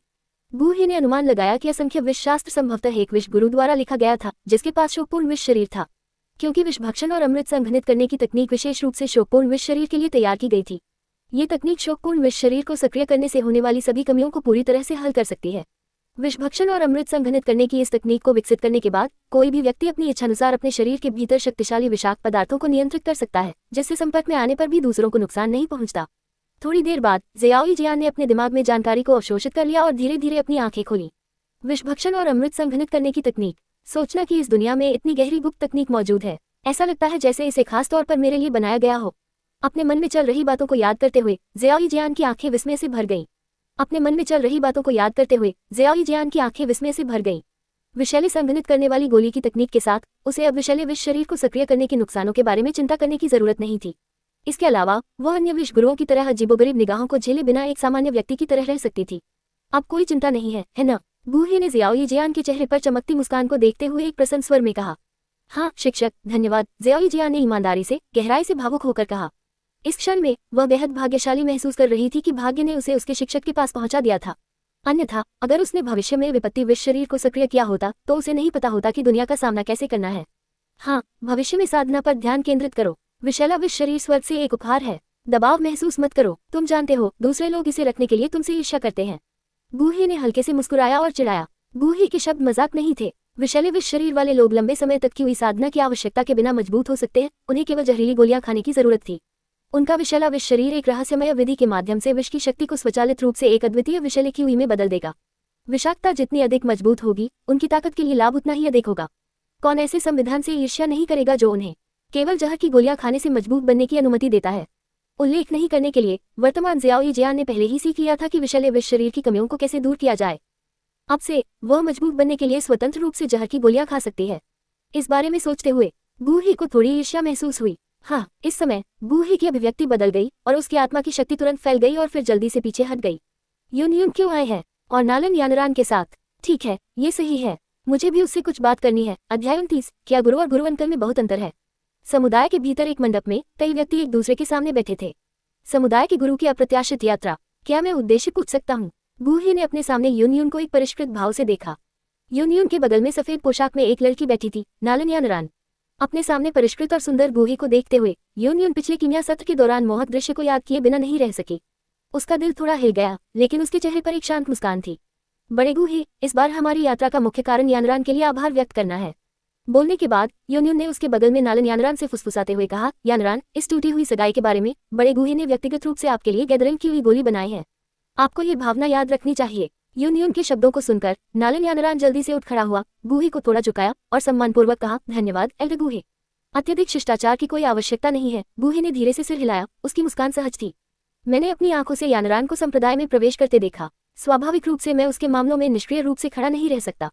ये सुनकर नालन यानरान के सुंदर चेहरे पर भी मुस्कान की एक झलक दिखाई दी। उसके दिल में वह हमेशा गूही के बारे में एक अनुकूल धारणा रखती थी। जब वह डू अभ्यासी क्षेत्र में प्रवेश कर गई तो उसने गूही के अपने हाथों से तैयार की गई गैदरिन की हुई गोली खा ली थी। गूही की पूर्ववर्ती को यून में रुचि थी और नालन यानरान के प्रति उसका रवैया हमेशा विनम्र और सौम्य रहा था, कभी फट्टा नहीं लगाई। निस्संदेह इसने नालन यानरान के गुहे के प्रति स्नेह को भी बढ़ा दिया था। उसने धीरे से अपनी नजर उठाई, उसकी खूबसूरत आंखें गुहे से मिली। उसकी आंखों में व्याकुलता का भाव था। झेजियान राज्य के अलौकिक आकर्षण के साथ विलीन होने के बाद गुहे की उपस्थिति असाधारण थी। हर क्रिया, हर शब्द और मुस्कान एक अनूठा आकर्षण बिखेरती थी। ये पहली बार था जब नालन यानरान ने गुहे को इस नजर से देखा था और वह क्षण भर के लिए मंत्रमुग्ध हो गई थी। एल्डर गुहे, आप कब से ऐसे हो गए? अच्छे दिखने वाले है न? यानरान, असभ्य होने से बचे। नालन यानरान को लगातार गुहे को घूरते हुए देखकर यूनियन की भौहें हल्की से सिकुड़ गई, उसकी आवाज ठंडी हो गई। यूनियन की आवाज सुनकर नालन यानरान अचानक अपनी कल्पना से बाहर आ गई। अपने पिछले व्यवहार को महसूस करते हुए उसके गालों पर एक हल्की लाली छा गई और उसने जल्दी से माफी मांगी। मैं माफी मांगती हूँ एल्डर गुहे। यानरान असभ्य था। गुहे ने इस पर ज्यादा नहीं सोचा, यह मानते हुए कि छोटी लड़की एक पल के लिए विचारों में खो गई होगी। उसने एक सौम्य भाव बनाए रखा। कोई नुकसान नहीं हुआ। नालन यानरान के शर्मीले भाव को देखते हुए गुहे को अचानक जियाओ यान का ख्याल आया। उसने बेपरवाही से पूछा, यानरान, क्या टूटी हुई सगाई के लिए वुटेन शहर की यात्रा का मामला आसान था? क्या जियाओ कबीले ने विवाह को रद्द करने पर सहमति जताई? गुहे के शब्दों पर नालन यानरान के दिमाग में तुरंत जियाओ कबीले में उसका अनुभव याद आ गया। उसकी अभिव्यक्ति धीरे धीरे गहरी होती गई। जियाओ कबीला सगाई को तोड़ने के लिए तैयार नहीं है। एक पल की चुप्पी के बाद नालन यानरान का स्वर उदास हो गया। वे सगाई रद्द करने से इनकार करते हैं। जियाओ कबीले को वास्तव में अपनी जगह नहीं पता है। गुहे स्वाभाविक रूप से इस परिणाम के बारे में जानता था और नाराज होने का नाटक करता था। उसे डर नहीं है कि हमारा क्लाउड मिस्ट संप्रदाय उन्हें नष्ट कर देगा। एकमात्र जियाओ कबीले का अपव्यय वही यानरान के योग्य कैसे हो सकता है? गुहे के शब्दों में सुरक्षात्मक स्वर सुनकर नलन यानरान का दिल गर्म हो गया। जियाओ कबीले में उसे जो अपमान सहना पड़ा, उसे याद करते हुए उसे थोड़ा दुख हुआ। न केवल जियाओ कबीले ने रद्दीकरण को अस्वीकार कर दिया, बल्कि उसने व्यक्तिगत रूप से विवाह अनुबंध को फाड़ दिया और मुझे बर्खास्त कर दिया।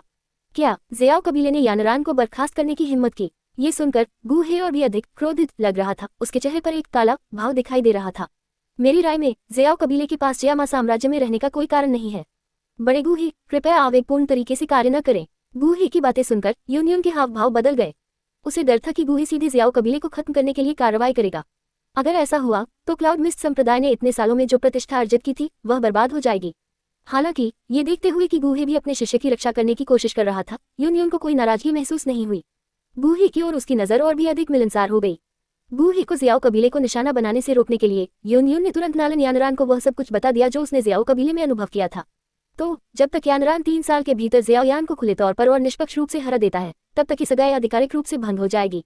एक पल के बाद यूनियन की स्थिति के बारे में विस्तृत विवरण सुनने के बाद गुहे ने शांत स्वर में कहा, ये सही है। यूनियन ने थोड़ा सिर हिलाया। वह जियाओ यान की तरह ही बेकार है। 3 साल में वह केवल अपने ऊपर ही कलंक लगाएगा। गुहे ने हल्के से हंसते हुए कहा, नालन यानरान में उल्लेखनीय विश्वास दिखाते हुए। हालांकि अपने दिल में वही सोच रहा था कि कैसे सुनिश्चित किया जाए कि 3 साल के समय में जियाओ यान नालन यानरान से हार जाए। मूल कहानी में 3 साल के समझौते के दौरान जियाओ यान ने सबके सामने नालन यानरान को हराया और बहुत ध्यान आकर्षित किया। इस बार गुहे स्वाभाविक रूप से ऐसा नहीं होने देंगे। वह देखना चाहते थे कि 3 साल के समझौते के बाद जब जियाओ यान को नालन यानरान के हाथों बुरी तरह हार का सामना करना पड़ा तो क्या दृश्य सामने आएगा। फिर भी इस लक्ष्य को प्राप्त करने के लिए उसे नालन यानरान की ताकत बढ़ाने की जरूरत थी। क्या इसका मतलब यह था कि उसे सार संचरण प्रदान करना था? प्रणाली ने यह निर्धारित नहीं किया था कि केवल गुहे के शिष्य ही सार संचरण प्राप्त कर सकते हैं। हालांकि ऐसा करने से यह प्रणाली की प्रतिपूर्ति तंत्र को ट्रिगर नहीं करेगा और उसे कोई लाभ नहीं मिलेगा। इससे गुहे को थोड़ा बुरा लगा। धोखा दिया। काश मैं नालन यानरान को अपना शिष्य बना पाता। नालन यानरान को अपने सामने देखते हुए यह विचार अचानक गुहे के मन में आया। हालांकि नालन यानरान पहले से ही यूनियन की शिष्या थी, संप्रदाय के गुरु की प्रत्यक्ष शिष्या। वह संभवतः उनकी शिष्या कैसे बन सकती थी, ये सोचकर गुहे थोड़ा असहाय महसूस कर रहा था और इस विचार को छोड़ने वाला था। लेकिन तभी गुहे के मन में प्रेरणा की एक चिंगारी चमकी। उसकी नजर उसके सामने बैठे यूनियन पर गई और उसके होठों के कोनों पर एक अचेतन मुस्कान बन गई। अगर वह यूनियन का स्नेह जीत सकता है तो क्या वह नालन यानरान का मास्टर अंकल नहीं बन जाएगा? चाचा मास्टर और मास्टर काफी समान होने चाहिए, है न? अगर बाकी सब विफल हो गया तो वह इस युवती को अपने गुरु के रूप में संबोधित कर सकता है और यह बहुत मुश्किल नहीं होना चाहिए। यह विचार जड़ पकड़ गया और गुहे इसकी व्यवहार्यता के बारे में और अधिक आश्वस्त हो गया। इसके अलावा ये दृष्टिकोण उसकी इच्छाओं के साथ अच्छी तरह से मेल खाता था। जैसे ही उसकी नजर यूनियन के नाजुक और आकर्षक चेहरे पर पड़ी, गुहे का इस योजना को आगे बढ़ाने का दृढ़ संकल्प और भी मजबूत हो गया। नालन यानरान को अपना शिष्य बनाकर यूनियन को जीतना शुरू किया। महसूस करते हुए गुहे की नजर कभी कभी उसके ऊपर से गुजरती थी। यूनियन खुद को असहज महसूस करने से नहीं रोक पाती थी। ध्यान न देने का नाटक करते हुए उसने धीरे से अपना आसन ठीक किया और ज्यादा सीधी बैठी और अपने फिगर को उभारने के लिए थोड़ा आगे झुकी। गुहे की नजरों को देखते हुए यूनियन का दिल तेजी से धड़कने लगा। उसने उसकी आंखों से नजरें मिलाने की हिम्मत नहीं की। एल्डर गुहे मुझे क्यों घूरते रहते हैं? क्या ऐसा हो सकता है कि उन्हें मुझमें दिलचस्पी है? ऐसे विचारों के साथ उसके दिमाग में चमकते हुए यूनियन के चेहरे पर एक बमुश्किल ध्यान देने योग्य शर्मिंदगी फैल गई। अध्याय 30, यूनियन का उत्साह। वरिष्ठ गुहे, निश्चिंत रहें, 3 साल के समझौते के भीतर मैं निश्चित रूप से ज़ियाओयान को हरा दूंगा और हमारे यूनलैंड संप्रदाय के सम्मान को बनाए रखूंगा। नालन यानरान ने दृढ़ता से आश्वासन दिया, दोनों के बीच बदलते भावों से अनजान। ठीक है, आपकी प्रतिभा के साथ ज़ियाओयान की तुलना में क्या है? गुहे ने बाहरी तौर पर नालन यानरान की बातों से सहमति जताई, लेकिन अंदर ही अंदर संदेह था। मूल कथानक के अनुसार नालन यानरान को 3 साल में ज़ियाओयान के हाथों करारी हार का सामना करना पड़ा, जो यूनलैंड संप्रदाय के लिए बहुत शर्मनाक होगा। इस परिणाम को बदलने के लिए उसे अपनी योजना का पालन करना था। सबसे पहले उसे यून को जीतना था। कृपया कुछ चाय लें। उस समय ज़ियाओयान एक चाय की ट्रे लेकर मंडप में आया, तीनों के सामने सुगंधित चाय रखते हुए और धीरे से कहा, वरिष्ठ गुहे, क्या ये युवती आपकी नई स्वीकृत शिष्या हो सकती है? हाँ, गुहे ने थोड़ा सिर हिलाया, फिर ज़ियाओयान का परिचय यून से कराया। ये हमारे यूनलैंड संप्रदाय के संप्रदाय गुरु हैं। आइए और अपना सम्मान प्रकट कीजिए। ज़ियाओयान संप्रदाय गुरु को सम्मान प्रकट करती है। हल्की मुस्कान के साथ ज़ियाओयान ने विनम्रतापूर्वक यून का अभिवादन किया। ज़ियाओयान, ये नाम प्यारा लगता है और आपके व्यवहार के अनुकूल है। यून ने मुस्कुराते हुए प्रशंसा की। आपके दयालु शब्दों के लिए धन्यवाद, संप्रदाय गुरु। ज़ियाओयान अपने दिल में प्रसन्न हुई, लेकिन एक शांत व्यवहार बनाए रखा। छोटी सी, ये नालन यानरान है, आपकी वरिष्ठ बहन। गुहे ने नालन यानरान की ओर मुड़ते हुए और उसे ज़ियाओयान से परिचय कराते हुए कहा। ज़ियाओयान वरिष्ठ बहन नालन को सम्मान प्रकट करती है। उसने विनम्रतापूर्वक कहा, वरिष्ठ बहन, औपचारिकताओं की कोई आवश्यकता नहीं है। नालन यानरान ने अपने सामने खड़ी अपनी उम्र की खूबसूरत लड़की को देखा और उसके मन में सद्भावना की भावना पैदा हुई। इस समय यून ने अचानक अपनी स्टोरेज रिंग से एक चांदी का आंतरिक कवच निकाला और उसे ज़ियाओयान को सौंप दिया। चूंकि यह हमारी पहली मुलाकात है, इसलिए एक बुजुर्ग के रूप में मुझे आपको स्वागत का प्रतीक देना चाहिए। इस नर्म कवच को पवन आत्मा कवच कहा जाता है। इसे मेरी ओर से स्वागत का प्रतीक समझें। यून मुस्कुराया और कहा। पेश किए गए चांदी के आंतरिक कवच को देखते हुए और फिर गुहे को, जिसने थोड़ा सिर हिलाया, ज़ियाओयान ने कृतज्ञता के साथ इसे स्वीकार करते हुए कहा, धन्यवाद, संप्रदाय गुरु। ये दृश्य स्वाभाविक रूप से यून द्वारा देखा गया था, जिसने चुपकी से प्रशंसा की, क्या एक अच्छी लड़की है। ज़ियाओयान की विनम्रता ने यून के दिल में भी एक अनुकूल प्रभाव पैदा किया। गुहे ने मेज पर चाय की चुस्की ली और फिर यून को देखा। एक सार्थक नजर से पूछा, संप्रदाय गुरु, क्या आपके हाल के साधना प्रयास सुचारू रहे हैं? गुहे द्वारा अपनी साधना के बारे में अचानक पूछताछ से आश्चर्यचकित यून की आंखें आश्चर्य से चमक उठी। हालांकि उसके हाल की प्रगति को देखते हुए वह मदद नहीं कर सकी और आह भर गई। ईमानदारी से कहूं तो वरिष्ठ गुहे, मैं अब पूरे 1 साल से 3 सितारा डू सम्राट स्तर पर अटका हुआ हूं। सफलता। इस बिंदु पर यून ने कुछ निराशा व्यक्त करते हुए कहा, मुझे लगता है कि मैं एक अड़चन में फंस गया हूँ। अड़चन में फंसना। यून के शब्दों को सुनकर गुहे क्षण भर के लिए स्तब्ध रह गया, फिर अंदर ही अंदर खुश हो गया। अड़चन का सामना करना एक अच्छी बात थी। एक संक्षिप्त चिंतन के बाद गुहे ने अपने कप में चाय का स्वाद लिया और यून को देखते हुए कहा, शायद मैं इस साधना अड़चन को तोड़ने में संप्रदाय के गुरु की सहायता कर सकता हूँ। ये सुनकर यून ने अवचेतन रूप से गुहे को देखा, उसके चेहरे पर आश्चर्य व्यक्त किया। वरिष्ठ गुहे, क्या आप गंभीर हैं? गुहे ने एक सुंदर मुस्कान पहनी और हल्के से कहा, क्या आपने सम्राट की सर्वोच्च गोली के बारे में सुना है? सम्राट की सर्वोच्च गोली। ये सुनकर यून क्षण भर के लिए स्तब्ध रह गई, फिर उसके चेहरे पर आश्चर्य प्रकट हुआ। वरिष्ठ गुहे, क्या यह संभव है कि आप सम्राट की सर्वोच्च गोली को परिष्कृत कर सके? यूनलैंड संप्रदाय के संप्रदाय गुरु के रूप में यून ने स्वाभाविक रूप से सम्राट की सर्वोच्च गोली के बारे में सुना था, जो कि कीमिया के क्षेत्र में एक अत्यधिक प्रसिद्ध 6ठी श्रेणी की गोली है। जब एक डू सम्राट क्षेत्र विशेषज्ञ द्वारा सेवन किया जाता है, तो यह आश्चर्यजनक प्रभावों के साथ सीधे उनकी साधना को 1 या 2 स्तरों तक बढ़ा सकता है। सम्राट की सर्वोच्च गोली डू सम्राट स्तर के विशेषज्ञों के बीच एक अत्यधिक प्रतिष्ठित अमृत थी। हालांकि जबकि यह भी एक 6ठी श्रेणी की गोली थी, सम्राट की सर्वोच्च गोली को 6ठी श्रेणी की गोलियों में शिखर माना जाता था। हालांकि गुहे अब 6ठी श्रेणी का कीमियागर था, यून का मानना था कि उसके पास सम्राट की सर्वोच्च गोली को परिष्कृत करने की क्षमता नहीं हो सकती है। इसके अलावा इस गोली का सूत्र अत्यधिक दुर्लभ था। कम से कम यूनलैंड संप्रदाय को सम्राट की सर्वोच्च गोली के सूत्र पर कभी कोई सुराग नहीं मिला था। ये सही है। गुहे ने अपने चेहरे पर एक आत्मविश्वास भरी मुस्कान दिखाई। एक पल के लिए रुकते हुए गुहे ने आगे कहा, इसके अलावा मैंने सम्राट की सर्वोच्च गोली का सूत्र प्राप्त कर लिया है। वरिष्ठ गुहे, आपने सम्राट की सर्वोच्च गोली का सूत्र भी प्राप्त कर लिया है। यून के सुंदर चेहरे पर आश्चर्य छा गया। गुहे के शब्दों ने उसके भीतर भावनाओं का तूफान खड़ा कर दिया था। शुरुआती झटके के बाद यून ने जल्दी से तर्क दिया कि यदि आवश्यक शर्तें पूरी हो जाती हैं और गुहे के पास सूत्र है, तो उसे सम्राट की सर्वोच्च गोली को परिष्कृत करने के लिए केवल उपयुक्त सामग्री की आवश्यकता है। यदि संप्रदाय गुरु वर्तमान अड़चन को तोड़ने में असमर्थ है, तो मैं व्यक्तिगत रूप से आपके लिए सम्राट की सर्वोच्च गोली को परिष्कृत कर सकता हूँ। इस समय गुहे ने भी यून के विचारों की पुष्टि करते हुए बात की। गुहे की पुष्टि के साथ सम्राट की सर्वोच्च गोली के संभावित प्रभावों के बारे में यून की उत्तेजना स्पष्ट हो गई और उसने अपना संयम बनाए रखने के लिए संघर्ष किया। मुझे आश्चर्य है वरिष्ठ गुहे, सम्राट की सर्वोच्च गोली को परिष्कृत करने में वर्तमान में आपके पास किस स्तर का आत्मविश्वास है? चिंतन के एक पल के बाद यून ने धीरे धीरे अपना संयम वापस पाया और गुहे को देखा, अपनी खूबसूरत आंखों से पूछा। सम्राट की सर्वोच्च गोली 6ठी श्रेणी का अमृत था और इसके शोधन के लिए आवश्यक सामग्री निस्संदेह बेहद कीमती थी। जबकि यूनलैंड संप्रदाय के संसाधन 6ठी श्रेणी के अमृत के लिए आवश्यक सामग्री इकट्ठा करने के लिए पर्याप्त हो सकते हैं। यदि आवश्यक मात्रा अत्यधिक थी, तो यह अभी भी संप्रदाय के भंडार को कम कर सकता है। यूनियन को चिंता थी कि गूहे सम्राट की सर्वोच्च गोली को जबरन परिष्कृत करने का प्रयास कर सकता है, जिसके परिणामस्वरूप कम सफलता दर होगी और बहुत अधिक मात्रा में कीमती सामग्री की खपत होगी। गूहे की नज़र यूनियन के नाजुक चेहरे पर पड़ी और उसने तुरंत उसकी चिंताओं को समझ लिया। उसने एक आत्मविश्वास भरी मुस्कान दिखाई और शांति से उत्तर दिया, आश्वस्त रहो संप्रदाय गुरु। मुझे सम्राट की सर्वोच्च गोली को सफलतापूर्वक परिष्कृत करने में 50% विश्वास है। 50%? गूहे का उत्तर सुनकर यूनियन की आंखें चमक उठी और उसके चेहरे पर प्रसन्नता झलक रही थी। कीमिया की दुनिया में गोली को परिष्कृत करने में विफल होना खाने पीने जितना ही आम बात थी। भले ही कोई कीमियागर अत्यधिक कुशल हो, लेकिन वे हर अमृत को परिष्कृत करने के लिए 100% सफलता दर की गारंटी नहीं दे सकते। आमतौर पर अमृत के साधक ये सुनिश्चित करने के लिए कम से कम 2 सेट या उससे अधिक सामग्री तैयार करते थे कि कीमियागर वांछित अमृत को सफलतापूर्वक बना सके। किसी भी तरह के